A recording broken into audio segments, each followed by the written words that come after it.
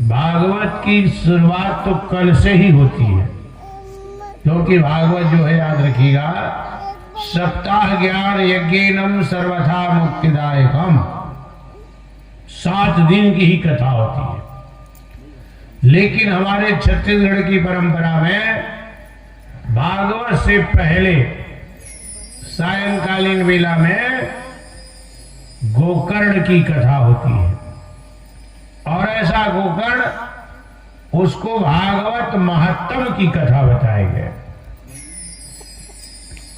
भागवत महत्तम यानी भागवत जीवन में जरूरी क्यों है? जीवन हो जाए तो मरण के बाद क्यों? कैसे ढंग से भागवत को श्रवण करना चाहिए? ये भागवत की महिमा है पहला दिन।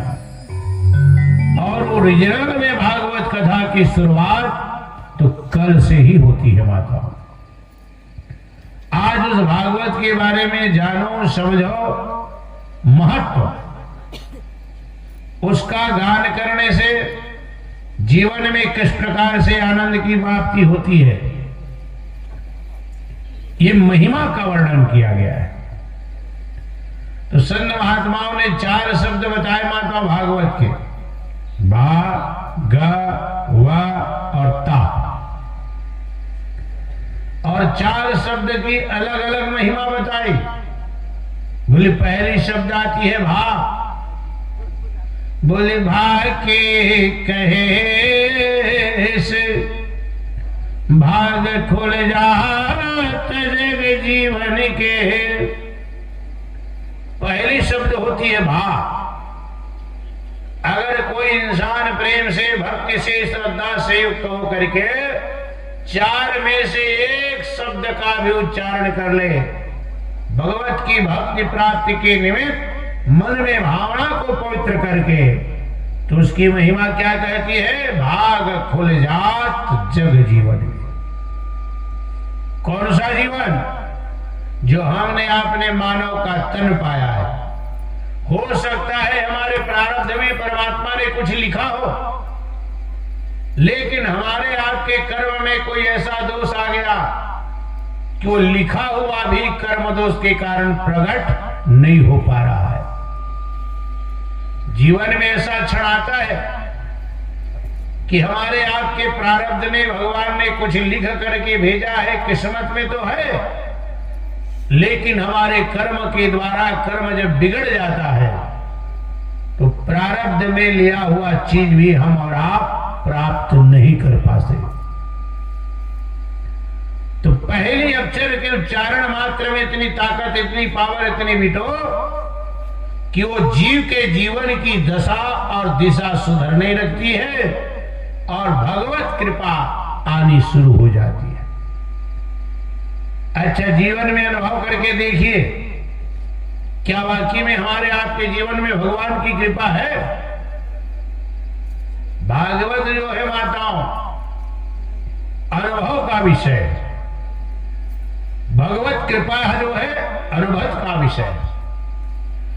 जीवन में भागवत कराओ, कथा कराओ, पूजा कराओ, दान करो, धर्म करो, सत्कर्म करो, और उसके बदले में आप चाहोगे कि मुझे कुछ नगद मिल जाए, बेनिफिट हो जाए, तो याद रखिएगा होने वाला नहीं है। धर्म जो है अनुभूति का विषय है। अनुभव करना होगा आपको, प्रत्यक्ष लाभ नहीं होगा। आप सोचो कहीं भागवत कथा करा लिया, दान कर लिया, पुण्य कर लिया, सत्कर्म कर लिया, गंगा नहा लिया, और उसके बदले में कहीं ये सोचोगे कि बेलगांव में भगवान शंखम चक्रम गदा पद्मम वनमाला विभूषितम तदा नारायणं देवम शुक्लवर्णम चतुर्भुजम, और आप मन में ये कल्पना करोगे कि मैंने इतना पूजा किया, पाठ किया, दान किया, धर्म किया, गंगा स्नान किया, और उसके बदले में बेलगांव में भगवान प्रत्यक्ष चतुर्भुजी रूप में प्रकट हो जाए। याद रखना संभव नहीं है मेरी माता, क्योंकि कलयुग है, कलयुग। यहां भगवान का नाम यश कीर्ति गान करते हुए मन में वो धर्म का आपको अनुभव करना होगा। मन के अंदर आनंद की प्राप्ति हो रही है, लग रहा है कि मेरे सत्कर्म का प्रतिफल मुझे मिल रहा है, तो मान के चलिए मन को आनंद मिल जाए, वही एक कथा का सबसे बड़ा लाभ है। और भगवत कृपा क्या है? क्या वाकई में भगवान की कृपा हमारे आपके जीवन में है? तो भगवान की कृपा है, इसका सबसे बड़ा उदाहरण क्या है माताओं? बोले कि भगवान की कृपा है, इसका सबसे बड़ा उदाहरण, प्रमाण यही है कि आज बेलगांव के पावन धरती में हमने अपने मानव का तन पाया है। ये मानव का तन पाना ही, याद रखना, दुनिया में हम सब आपके लिए गॉड गिफ्ट है, भगवत की कृपा का प्रसाद है। जीवन में आपने कोई सत्कर्म किया, पुण्य किया, दान किया, गौ ब्राह्मण साधु संतों की सेवा की, माँ बाप की सेवा की, कोई ना कोई ऐसा सत्कर्म आपने किया रहा होगा, उसका परिणाम यह है कि आज 84 के चक्कर से मुक्त होने के बाद आज ये मानव का तन आज बेलगांव में प्राप्त किया, जो कि मानव का तन कोई अरे गरे न ठुखरे नहीं पाता। मानव का तन कौन पाता है माताओं? बाबा जी ने प्रमाणित किया। ये मनुष्य की योनि कैसी है? बोले सोर दुर्लभ सत्य ग्रंथ में गावाओ, अब बड़ भागी मानुष तन पावाओ। देखिए रामायण क्या कहती है, ये मानव का तन कौन पाता है? तो बोले बड़ भागी मानुष तन पावा। तो जितने भी हम सब आप हैं, कोई ना कोई जीवन में सत्कर्म, पुण्य, दान, सेवा, उसका परिणाम यह है कि आज बेलगांव में हम और आप मानव के तन को पाए। क्यों? जीवन में याद रखे, कई लोग ऐसे हैं जो इस बात को नहीं मानते। इसमें कौन सी भगवान की कृपा की प्रसाद है महाराज? क्योंकि आजकल के लोग ज्यादा पढ़े लिखे हैं, पहले के लोग कम पढ़े लिखे होते थे। तो साधु संत महात्मा कथा में सुन लेना तो हो महाराज मन बतावत गा, कथा में भागवत में पुराण में लिखा है, जैसे ने कहती तैसे मान ले बेचारा, मन सीधा साधा रहा है, कम पढ़े लिखे रहा। अब आज के इंसान ज्यादा पढ़ लिख लिया है, गांव गांव में 4G 5G का जमाना, 4G से 5G आ गए है ना भाई।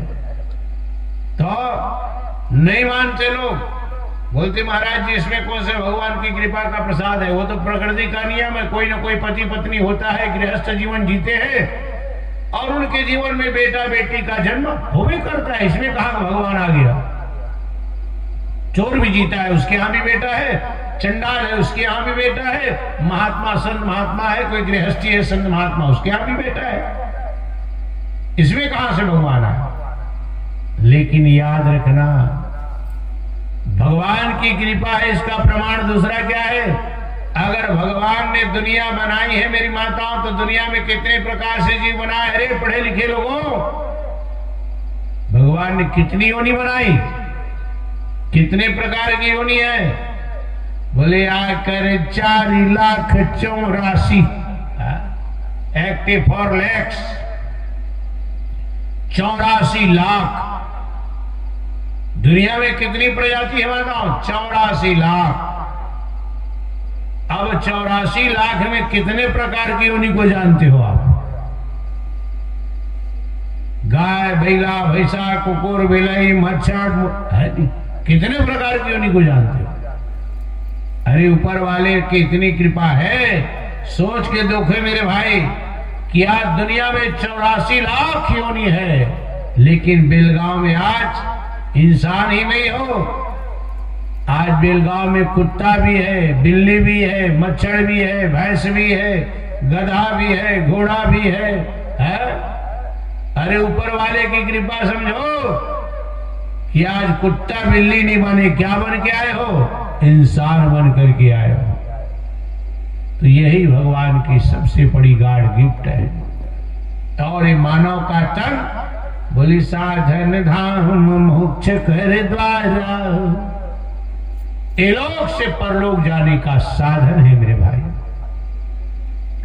जितना हो सके वो साधन का सदुपयोग कर लो। और सदुपयोग करना कैसे है?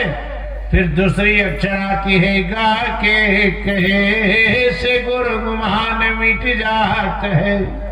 गुमान यानी अभिमान। भगवान की शरणागति में जाओगे अभिमान का नाश होता है। वाह के कहे से विष्णु हुए भक्तन दासन में। फिर वो जीव किसका दास? बोले भगवान का दास होता है। और ताके कहे से तन तरुण दिखात है। चार शब्द की अलग अलग महिमा बताए और चार शब्द की महिमा बताने के बाद बोले सच्चिदानंद रूपाय विश्वोत्पत्त्यादि हेतवे तापत्रय विनाशाय श्री कृष्णाय वयं नमः। प्रेम से भागवत भगवान की। भागवत का पहला श्लोक हमारे ठाकुर कैसे माताओं? तो बोले तापत्रय विनाशाय। एक बार मेरे ठाकुर की शरण में आ जाओ तो त्रापत्राय कहने का मतलब दुनिया में तीन ही प्रकार के ताप होते हैं, दैहिक, दैविक और भौतिक। भगवान के चरणारविंदों के सानिध्य आने से बोले वो भगवान सत चित है जिसका नाम आनंद है।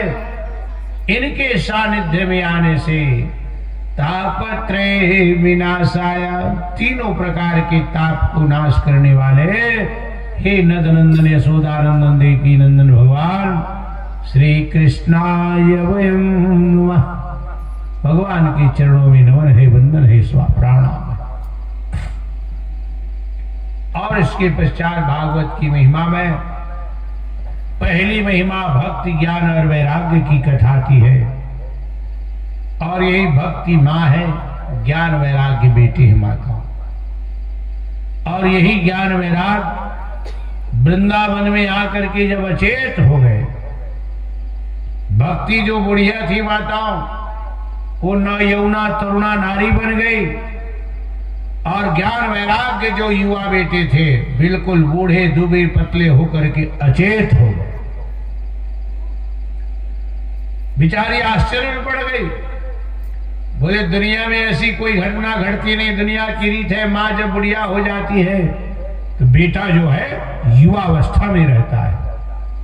यहां उल्टा है, माँ जो है माताओं जन्म देने वाले भक्ति रूपी माँ जो है तरुणाई अवस्था में है, बेटा ज्ञान वैराग्य बुढ़ापे की अवस्था में होकर के शरीर ढिल हो गया, अचेत होकर के यमुना जी के किनारे गिर गए।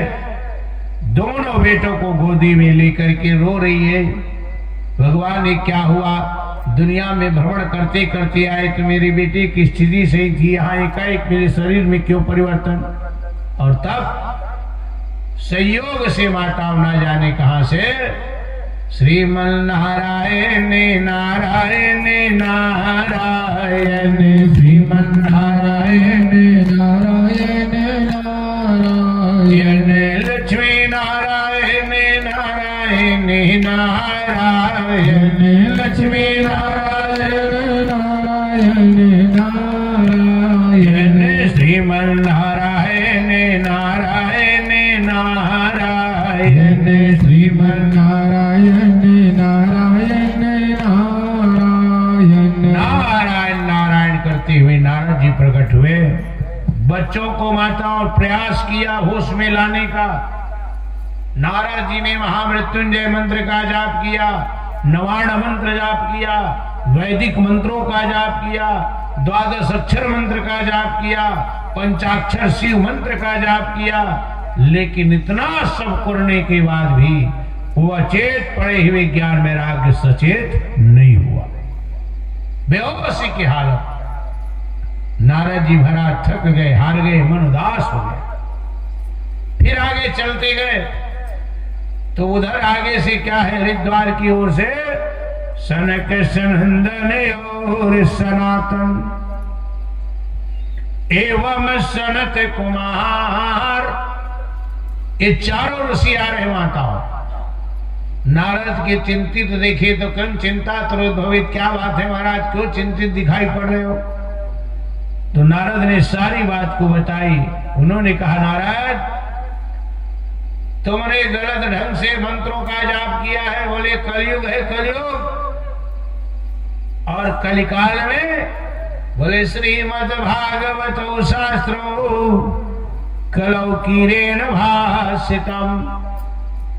कलिकाल के जीव के उद्धार के लिए, जगत के कल्याण के लिए उत्तम अगर कोई शास्त्र है महाराज तो श्रीमद् भागवत है, उनका पाठ करो। नारद जी महाराज ने कहा भाई वैदिक मंत्रों का जाप कर लिया, महामृत्युंजय मंत्र का जाप कर लिया, नवार्ण मंत्र का जाप कर लिया, द्वादश अक्षर मंत्र का जाप कर लिया, तब वो हिले डुले नहीं तो भागवत से क्या होगा? भागवत तो एक कथा है, और वो भी कहां से? यही वैदिक से, वेदों से ही निकली हुई वाणी है, तो उससे क्या होगा? सनकादिक ऋषियों ने समझाया महाराज भले ही वेद से ही दुनिया का नाम, रीति नीति का जन्म, दुनिया में धर्म कर्म पुरुषार्थ प्रकट करने वाले वेद ही मुख्य है माता, लेकिन बोले दुनिया में कई बार ऐसा क्षण आता है कि देखना बाप से बेटा कहीं उससे ज्यादा गुणकारी हो जाता है?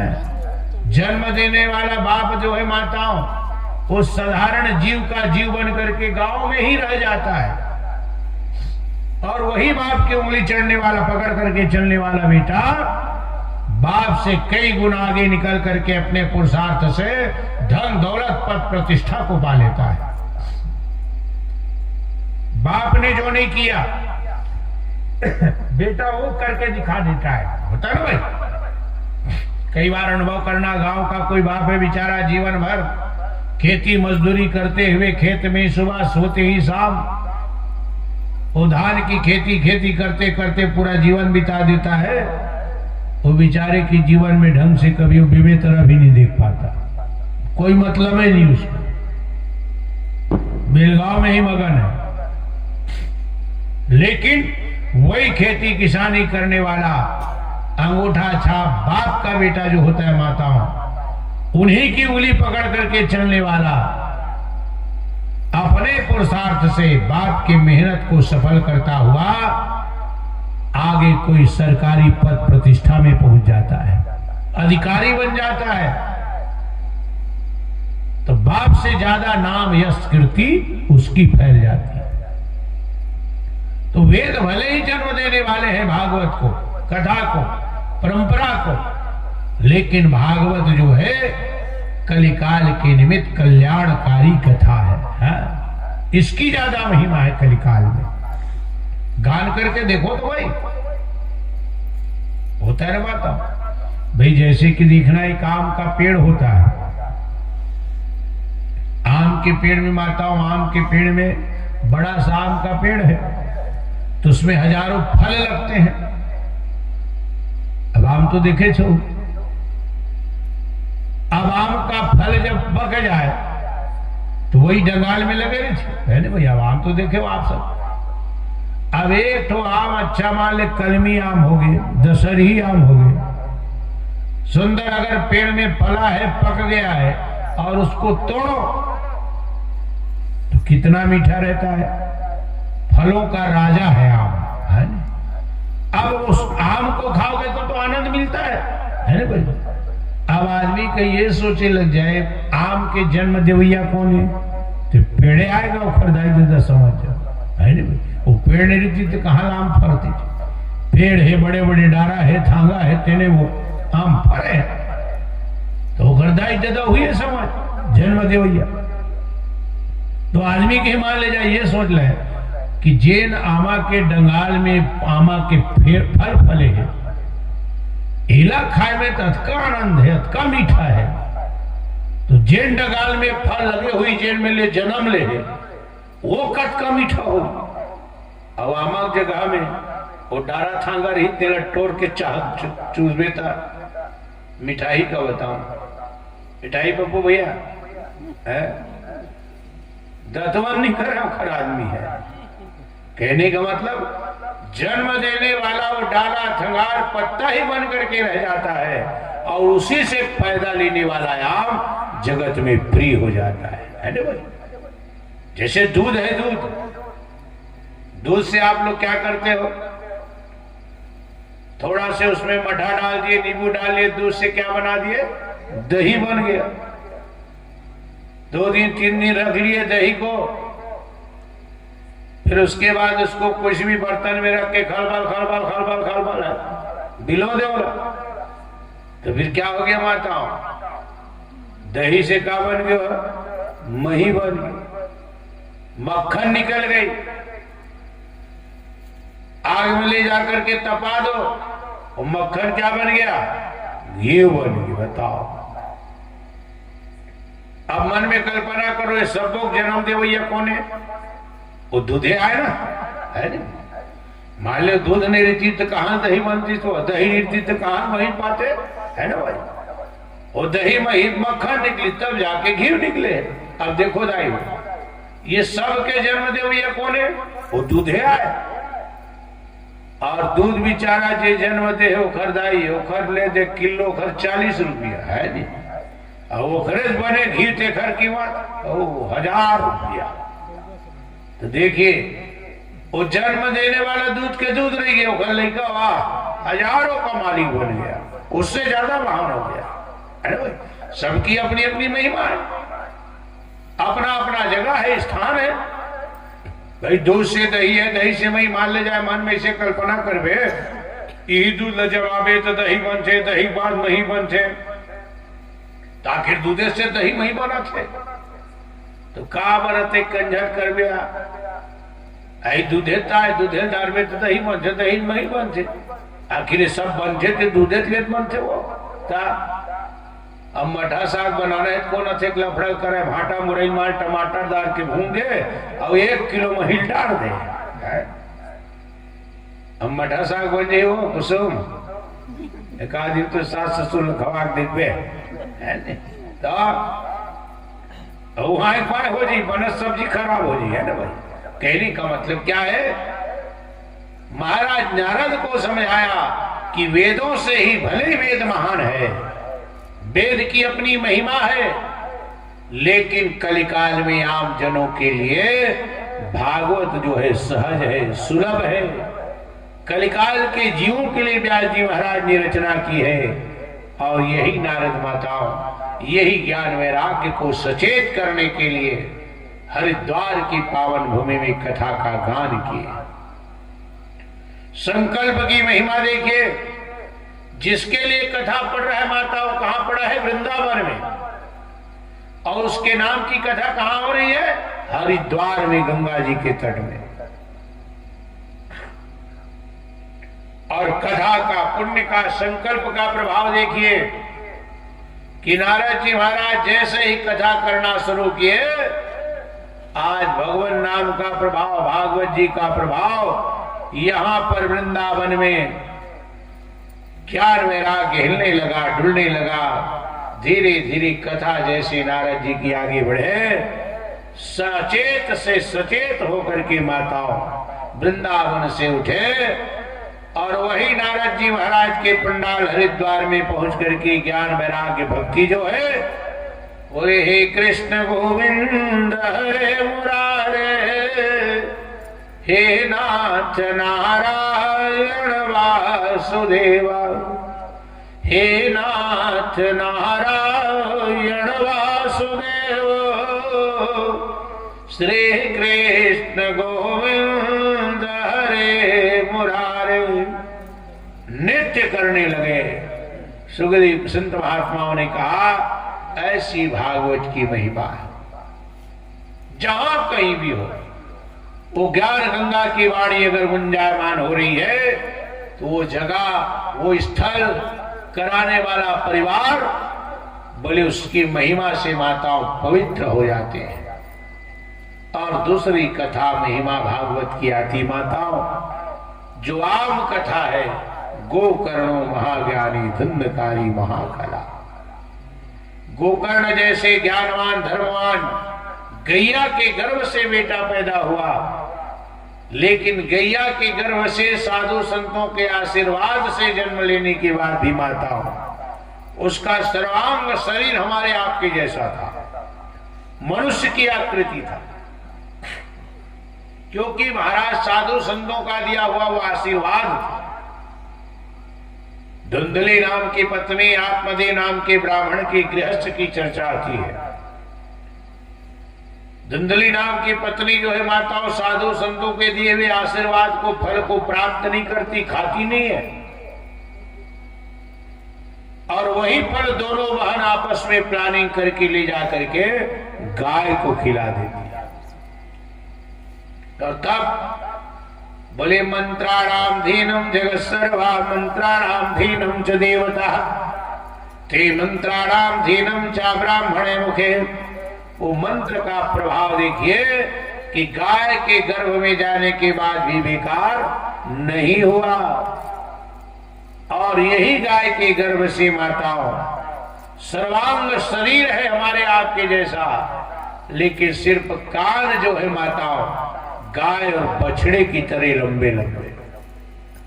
आत्मदेव महाराज ने देखा कि शरीर इंसान की तरह गाय के गर्भ से जन्म लेने के बाद भी कान जो है गाय बछड़े की तरह, तो वैसे सुंदर बेटा को देखने के बाद गो यानी गैया, कर्ण यानी कान। प्रेम से बोलो गोकर्ण महाराज की जय। गोकर्ण रख दिया और वही बहन के संयोग से महारानी धुंधली, महाराज आत्मदेव को पता नहीं चला, और जो बहन के बेटा को अपने गोदी में अपना बेटा मानी, महाराज आत्मदेव समझे कि मेरी पत्नी के गर्भ से बेटा हुआ है, धुंधली के गर्भ से बेटा हुआ है, इसलिए उसका नाम धुंधकारी रख दिया। और यही दोनों जब आगे बढ़े तो भागवत कथा लिखती है गोकर्णो महाज्ञानी धुंधकारी महाखल अति बदमाश। गोकर्ण ज्ञानवान धर्मवान कर्मवान बना, और यही धुंधकारी जीवन भर धर्म अन्याय पाप व्यभिचार किया, और जब मर गया माताओं तो भागवत कथा लिखती है वो प्रेत बना। और यही प्रेत का उद्धार करने के लिए महाराज गोकर्ण ने भागवत कथा का आयोजन किया। ये 7 गांठ का बांस जो है माताओं प्रेतात्माओं का स्थान है। जिस कुल में खानदान में कथा का आयोजन हो जाए, वो कराने वाले परिवार के 7 पीढ़ी के पूर्वज, जैसे भागीरथी ने गंगा लाया, गंगा के जल से पूर्वजों का उद्धार हो गया। बोले कलिकाल के लिए भागवत जो है कौन सी गंगा है? बोले सकल लोक जग पावनी गंगा हो। एक गंगा वो है माताओं प्रयाग की गंगा, जहां कल कल छल छल की धार है। एक ज्ञान गंगा है, यहां राम नाम कृष्ण नाम की धार है। और जैसे राम कृष्ण की नाम वाली इस गंगा जिस घर में जिस परिवार में कोई भागीरथी बेटा के संयोग से प्रकट होता है माताओं, और जिसके साथ में जिसके पुरुषार्थ एक गंगा का प्रकट होना लिखा रहता है, याद रखना उसी के हाथ में होता है। हाँ? भागीरथी के पूर्वजों ने तपस्या की, दिलीप हुआ, उन्होंने भी तपस्या की, लेकिन गंगा नहीं आई। भागीरथी तीसरे पीढ़ी के बच्चे, इन्होंने जाकर के तपस्या की, गंगा प्रसन्न होकर के भारत की भूमि पर आई। याद रखना ये गंगा प्रकट होती कब है? एक तो देखिए पहले में स्वर्गीय अपने माँ बाप पूर्वजों का आशीर्वाद, और दूसरा स्वयं का पुरुषार्थ कर्म, और तीसरी होती है भगवत की कृपा। और ये तीनों जो होता है ना माताओं याद रखना, कौन कौन सी बात? पूर्वजों का आशीर्वाद, स्वयं का पुरुषार्थ, और तीसरी है भगवत की कृपा। ये तीनों जब एक केंद्र बिंदु में आकर के मिलती है तब किसी के हाथ में ये भागवत रूपी गंगा का प्रादुर्भाव होता है। अन्यथा मन में अभिमान मत कीजिए कि पैसे से हो जाता है। यहां देखिए दुनिया में करोड़ों करोड़ों धन दौलत के मालिक है, कितना है उसको खुद ही पता नहीं, लेकिन उसके जीवन में देख लो माताओं, करोड़ों का धन होने के बाद भी एक सत्यनारायण की कथा नसीब नहीं है। आज देख लो हजारों आदमी रोज प्रयागराज जा रहे हैं, सुबह के फ्लाइट पकड़ रहे हैं, 1 घंटा में प्रयागराज पहुंच गए, दिन भर काम निपटाए, फिर फ्लाइट पकड़े, 1 घंटा में वापस रायपुर आ गए। रोज आ रहे, रोज जा रहे, लेकिन रोज प्रयागराज जाने के बाद भी वो गंगा जी के संगम में डुबकी लगाने का सौभाग्य नहीं मिलता मेरे भाई। क्यों? क्योंकि उसके जीवन में माया का इतना चक्कर है। माया तो आबाद है, लेकिन ईश्वर की कृपा नगण्य है, याद रखना। और शायद आज यही भगवत की कृपा, पूर्वजों का आशीर्वाद सम्माननीय भैया केशव जी के, उनके पुत्र भाई पप्पू पुरुषोत्तम जी के जीवन में रहा होगा कि आज उसके जीवन में दूसरी बार एक कथा गंगा का प्रादुर्भाव हुआ है। पहली बार बता रहे थे महाराज जी 2010 में हुआ था, और आज दूसरी बार जिस घर के आंगन में हम 2 साल 3 साल पहले भैया मान सिंह के गृहस्थ में आए थे, और मान सिंह के गृहस्थ में आकर के कथा कहे तो केशव भैया के घर के आंगन की हम कुटिया में आकर के रहे। आज देखिए गोपाल जी उसके कुटिया में उस दिन मेहमान बन करके रहे। आज वही केशव के घर में स्वयं भगवान केशव जो है आकर के विराजमान हो गए माता।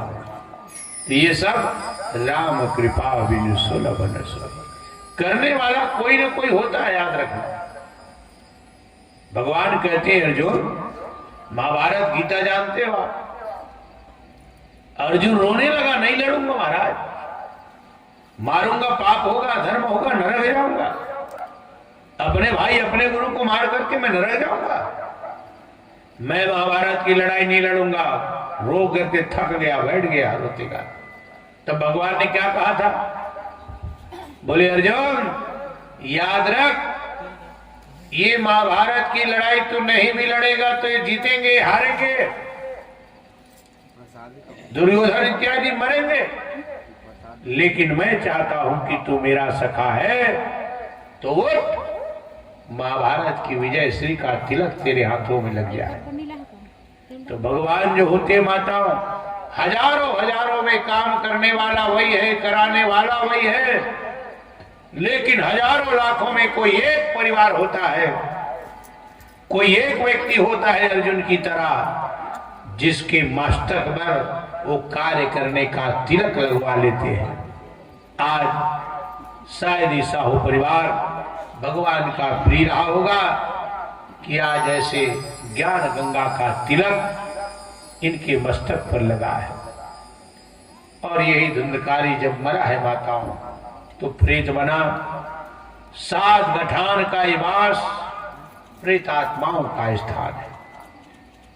और 7 दिन की कथा के प्रभाव से फिर वही धुंधकारी एक दिन में एक गठान फूटते गए। 7 दिन में 7 गठान फूटे। 7 गठान क्या है?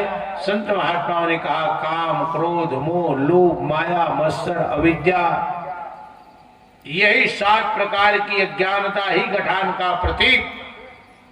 और ये 7 फूट जाए, कहने का मतलब हमारा आपका जीवन ये 7 चीजों से ऊपर उड़ जाए तो मान के चलिए वो जीव देवत्व से देवत्व को प्राप्त कर लेता है। धुंधकारी भी 7 दिन प्रेत के रूप में कथा श्रवण किया और भगवान के परम पद को प्राप्त किया है। प्रेम सुन भागवत भगवान की जय। ऐसी कथा की नियमावली आती है, कथा को कैसे सुनो।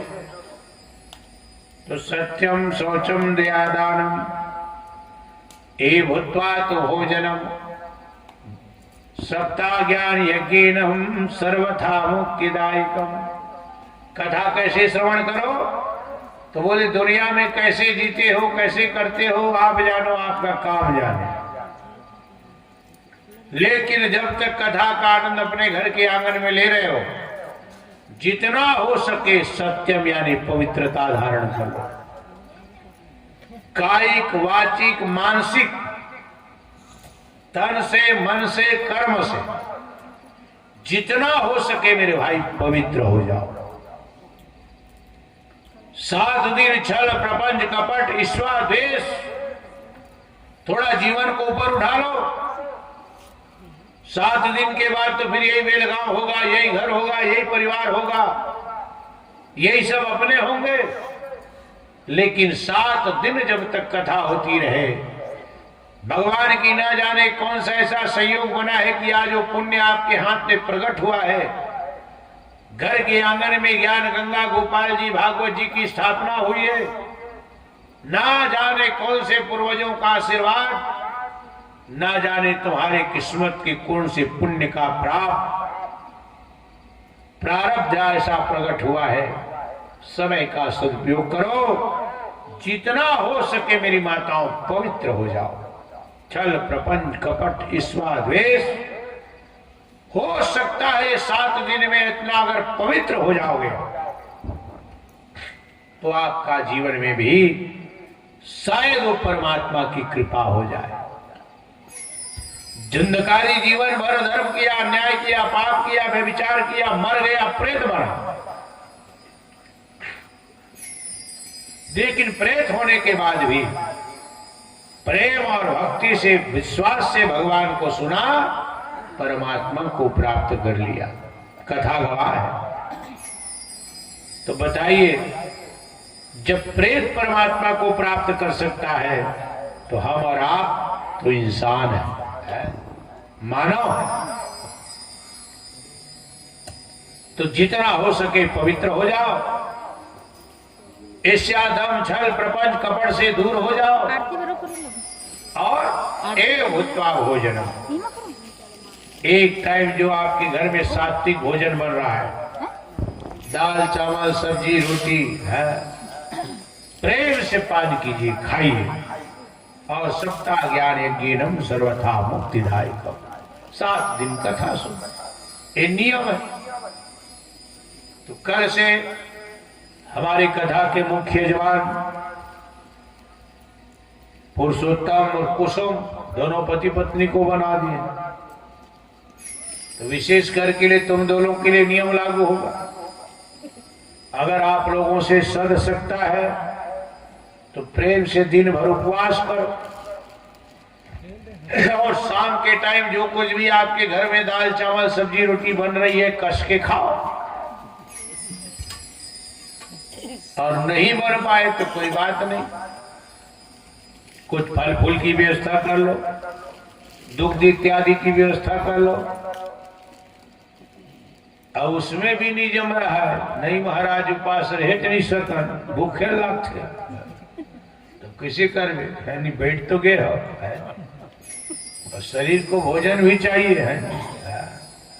इसलिए देखना माता हूं, मैं ये समझता हूं, याद रखना, भोजन करना, कथा करा रहे हो, पूजा कर रहे हो तो भोजन करना कोई पाप नहीं है। अगर हो सके तो व्रत करो, अच्छी बात। लेकिन अगर नहीं सद रहा है तो भोजन करना, याद रखना, कोई पाप नहीं है। मान ले खा लिए तो कोई अपराध नहीं हो गया, कथा भंग नहीं हो गई आपकी है।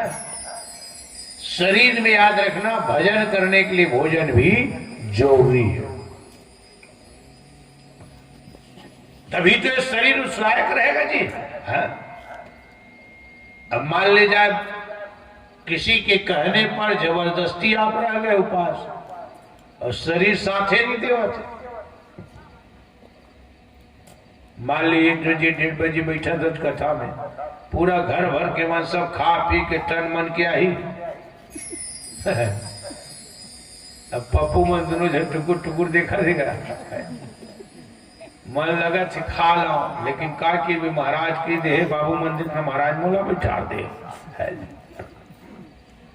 तो वैष्णव मन का काम के था जी लफ लफ करत खाए भर है मन हुई डारे पास है तो जबरदस्ती कोई काम का नहीं है।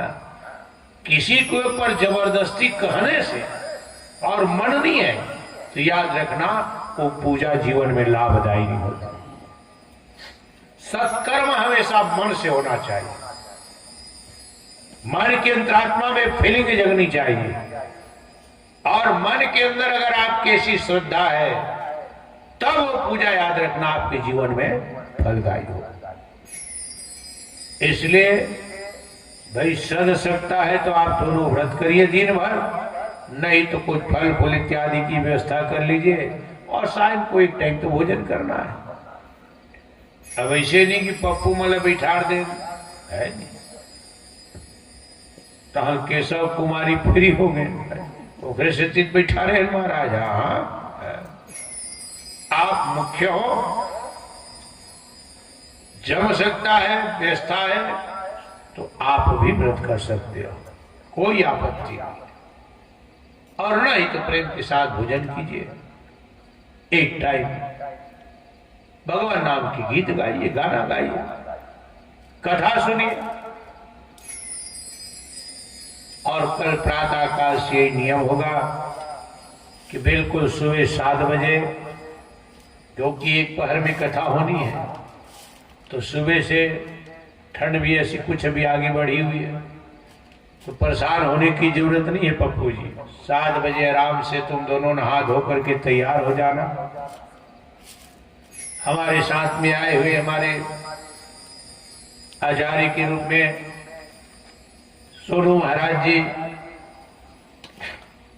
भैया मान सिंह के घर में हमारा निवास स्थान है, बाद से भैया मान सिंह के जी के साथ चल के आएंगे। समय हो तो तुम भी लेने आ जाओ, कोई तकलीफ नहीं। उसके बाद सर्वप्रथम घर में जो वेदी की स्थापना की गई है वहां घर में थोड़ी सी पूजा होगी, भगवान की पंचोपचार।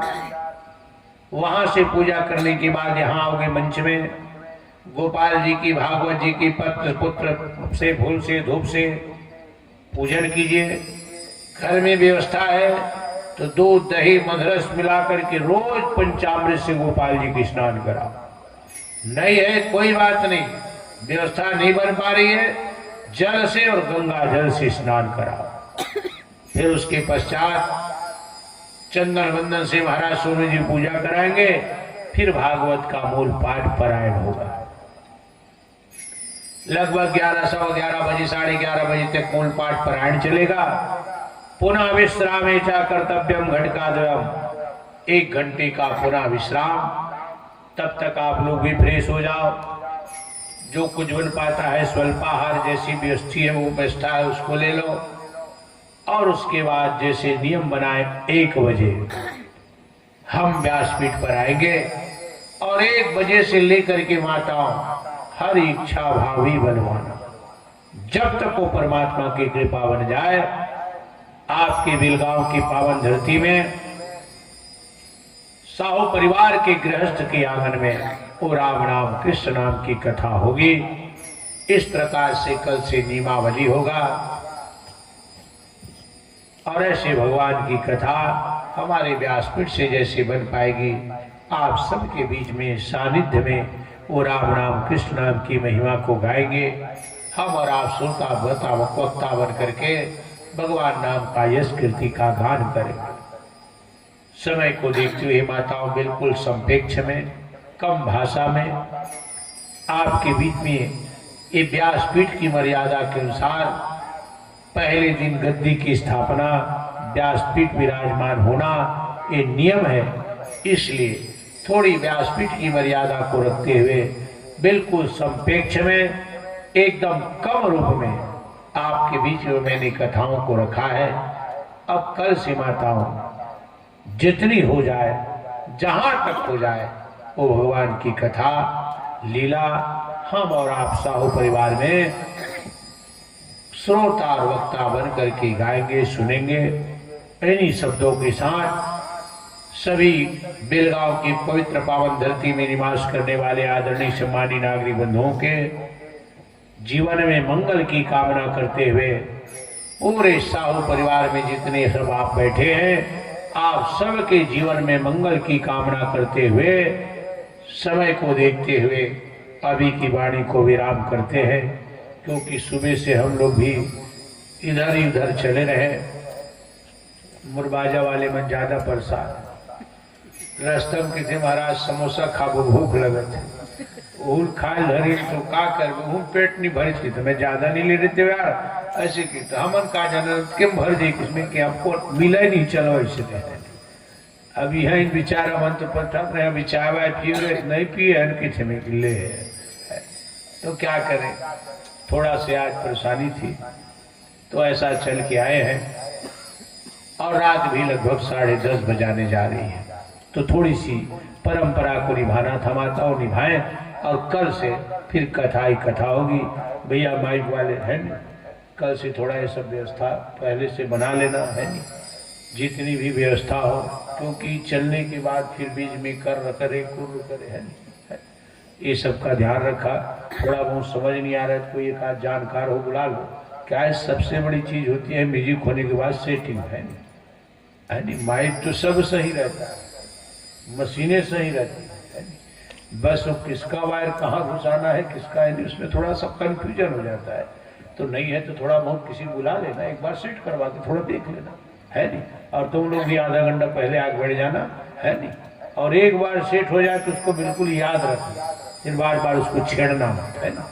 और इस प्रकार से फिर संगीत में मेरे साथ में आए हुए छोटे छोटे मेरे साथी माताओं, आप सबको ऐसा भगवान नाम का गीत गाना आनंद दिलाएंगे को शायद जितनी भगवान की कृपा सोची नहीं होगे। दिखत भले के मन नान करिया है, बच्चा हो इसने दिखत 2 किलो 5 किलो के है, वो तो काले मान सिंह का पता है, क्योंकि नागपुर में गए थे तो उनको मालूम है। तो कल ऐसे कल से वो कथा का आनंद हम और आप लेंगे। आइए इन्हीं शब्दों के साथ थोड़ी सी आरती कीजिए, प्रसाद लेकर के अपने अपने घर को जाएंगे। प्रेम से बोलो भागवत भगवान की। श्री राधे राधे श्री राधे श्री राधे राधे श्री राधे श्री राधे राधे।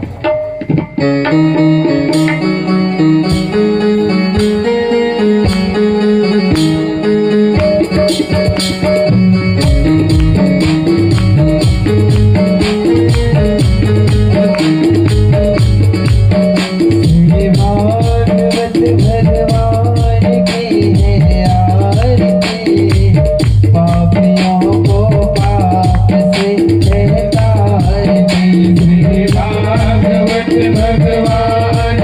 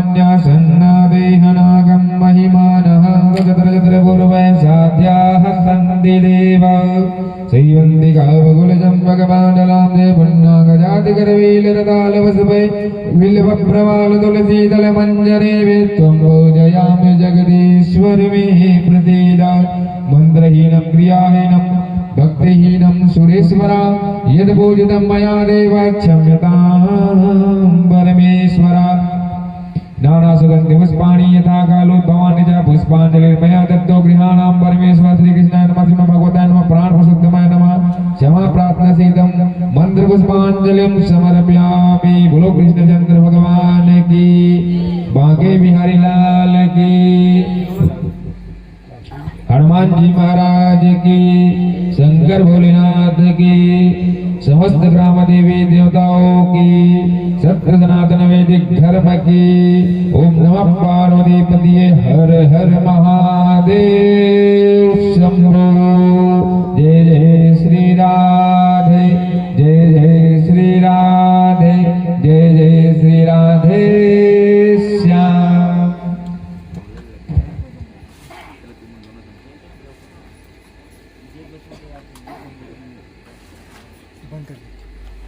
लालन दबाओ।